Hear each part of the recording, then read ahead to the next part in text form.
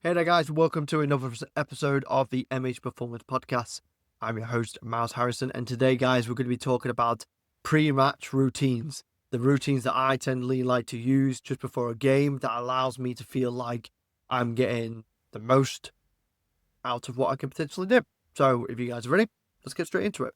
So, it's come to my attention that a lot of players, whether that's my clients, whether that's my teammates, don't have some form of routine. Now, I'm a quite routine type of person. I like to make sure that I know the things, or I know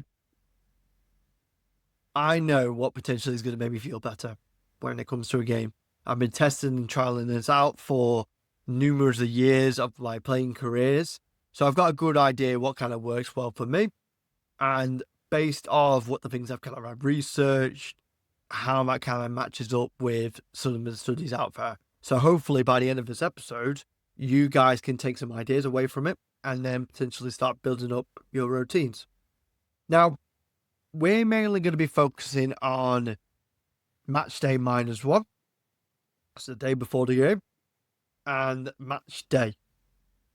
Now, when it comes to any routine, you can look as far as you want to. You can have a look at what we would call is the mesocycle, so within the week, and you can look at things that potentially like your calories throughout the week. You can look at training, you can look at matches, you can look at gym sessions, so on. But some people don't want to obviously branch out that far, and if you're not someone who's already got a routine in place, I would just recommend starting closer to the game and then branching out. So the day before a game, from a nutrition standpoint, is I'm heavily into carb loading. So for people who don't know what carb loading is, it is when you eat a large amount of carbohydrates 2 days, 1 day before a game to maximize performance. So we're eating more carbohydrates, like breaking down the glucose, and those glycogen stores get obviously stored up into things like our muscle and liver. So therefore, when we go to do our sport, we can then have a high performance. Now, football is a sport that is going to averagely over 70 to 85% of our VO2 max. So, for who people don't know what VO2 max is, it's technically how much oxygen we can take in. Now, when we're working in that level of intensity, our main source of fuel is carbohydrates. So therefore, that having a larger amount of carbohydrates is super important. Now, how much carbohydrates I tend to aim for? Somewhere between the realms of 6 to 8 grams per my weight in kilograms. Now, that's a large amount.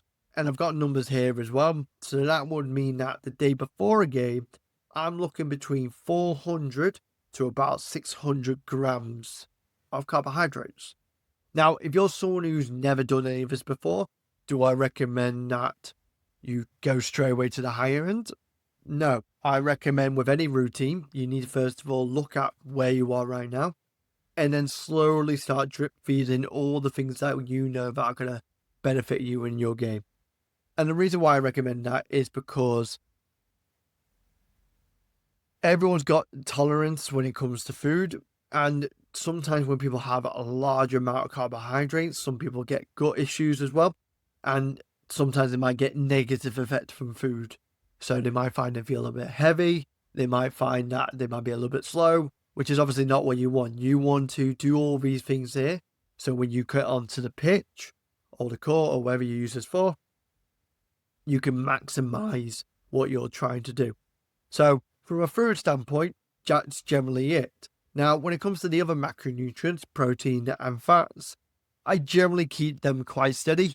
I might bring them a little bit down so I can keep the calories a little bit lower, just so obviously I'm not massively going into a surplus. But yeah, generally from a food standpoint, I'm really trying to maximize storing up my muscle and liver storage to make sure that obviously later in the game, if I've got a full game, I'm not absolutely knackered. I can carry on hopefully doing the high intensity runs I'm able to do earlier in the game. Other things that I think about when it comes to the day before a game is I might have a look at previous footage, have a look at potentially where situations I did really badly in and really well in. I always try to put like a positive spin on anything I do. So if I do make a mistake, like I just got closed down, maybe I wasn't quick, my body language wasn't the greatest, go ask myself a question next time I'm in this situation, like what I can potentially do. Would I do it in this kind of way? Or was it just one of those situations where it was just out of my control? Could it be a couple of steps forward, yada yada? And I think that what that allows you to do is it allows you to be prepared. It allows you to think of situations that you could potentially be in the next game, but then when you're in it and you've kind of already thought about it, you've already done kind of reps. So by the time the game comes, you're already somewhat prepared. And that's generally it. I try to keep myself as relaxed as I possibly can. If I'm going to do any little bit of gym work, because there is quite a few studies that actually show some kind of like positive effect of doing gym sessions the day before a game, and we're looking at things like reinforced development and all that. My gym sessions are generally short. It's, I wouldn't say it's super high intensity. I do keep some reps in the tank, but the quality is there. So I might just focus on a few kind of like power movements, some Olympic lifting variations, but I'm not there to really test myself. I'm just there to feel better. But if I'm not feeling the greatest the day before a game, I might go and do some stretching routines. I might get the foam roller out and all that, so that hopefully by the time I finish like gym session, should we say, I feel a hell of a lot more prepared. And then from there, the rest of the day, I might generally get some steps in. I might just chill. I might just have a nice relaxing evening. And then from there, I'm going to do my normal pre-bed routine, which is easily try to leave a couple of hours of eating before I go to bed. Make sure I'm staying hydrated, and so on and so on. Now, when it comes to the day of the game, this may change depending on whether the game is earlier on in the morning or later on in the day. If it's earlier on in the morning, then I will have more food in the day before, so that then I can focus on having a little bit lighter meals, whether that's through things like fluids or easy to absorb carbohydrates, which is generally lower in fiber. And that allows me then to obviously keep topping up my storage, on my carbohydrate storage, and it allows me to still be able to perform well without feeling the negative effects that I mentioned on before. Now, if it comes to a game maybe later on, most of my games now are usually like 2 p.m. So I do have a good few times in the morning just to kind of get a couple of meals in and allow that kind of food to sit in my stomach and allow me to kind of pull that nutrition from it. But one of the meals I tend to have, which is usually my biggest meal, is somewhere between 3 to 4 hours before the game. And it's for all those reasons. Just to make sure that, one, the food can properly digest, and I'm grabbing all the nutrients into the areas that I want to. And this is backed up through science and some of the research that I've kind of read for it as well. So I'm going to give you some numbers. So when we're looking at a pre-match meal, we want to obviously, again, be high in carbohydrates, but we also want to be careful of the other macronutrients and macronutrients that we tend to have. So fats, proteins, and fiber. Fats and fiber and protein generally keep them quite low. Just so that one, they're easy to digest, because we generally have higher amounts of those. They can slow digestion, and they can take a little bit longer to digest, therefore making us feel a little bit heavy. So we're looking at somewhere between 10 to 30 grams of fat, 5 to 10 grams of fiber, 20 to 40 grams of protein, just so we can kind of look at getting some protein synthesis from this as well. And then from there, carbohydrates, I'm looking at 1 to 3 grams times my body weight in kilograms. So if again, 77, it could be 77 could be up to about 200 odd grams of carbohydrates beforehand. So yeah, still getting plenty of carbohydrates. You can probably guess from now, you should eat a lot of carbohydrates. And if you don't eat a lot of carbohydrates beforehand, start doing so, because you will really feel the benefits of all doing this. Now, when it comes to hydration, I'm not going to mention so much hydration in this episode of the podcast, because I will be doing an episode of hydration and looking around hydration around training, some of the negative effects when it comes to dehydration and performance and so on and so on. But generally, before 3 to 4 hours before my game, I'm looking to somewhere between 5 to 7 milliliters of fluids per kilograms of water. And I might add a little bit of things like sodium in there as well, because we know things about like electrolytes and all that as well. Now, as it gets a little bit closer towards the game, maybe 1 hour before the game, I will take on a little bit more carbohydrates.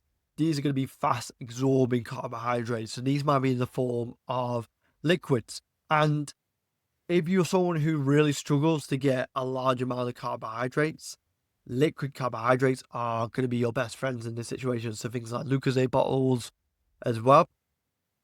Just because, one, they're easy to break down and they're quite light on your stomach. So I'm probably going to be taking somewhere in the realms of 30 to 60 grams. And then pretty much after warm up, then I might take a little bit more depending on how I feel. If I still feel a little bit hungry, I might take a little bit more. But if I'm feeling good, cool, sound. Making sure that I'm obviously hydrating throughout these all periods.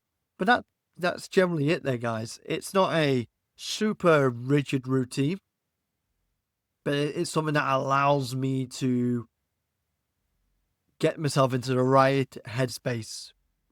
If I know that, for example, like my food is taken care of as well, mindset is taken care of before the game, I can kind of put myself in the best environment to hopefully have a really good game.